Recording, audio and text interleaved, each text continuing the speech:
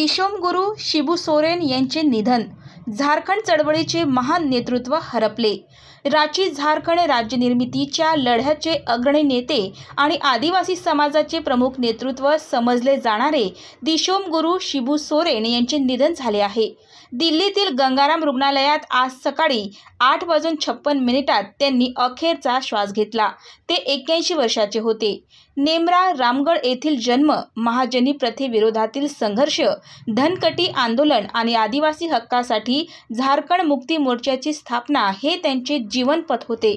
1957 मध्ये वडिलांच्या हत्या झाल्यानंतर त्यांनी अन्यायाविरुद्ध उभारलेला लढा राज्यव्यापी झाला।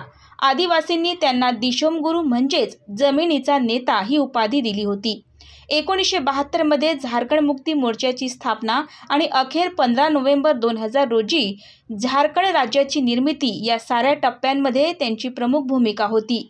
त्यांनी 6 वेळा लोकसभेची निवडणूक जिंकली आणि कोळसा मंत्री तसेच 3 वेळा झारखंडचे मुख्यमंत्रीपद भूषवले। त्यांच्या निधनामुळे आदिवासी समाजासह झारखंडने एक मजबूत आणि प्रेरणादायी नेता गमावला आहे।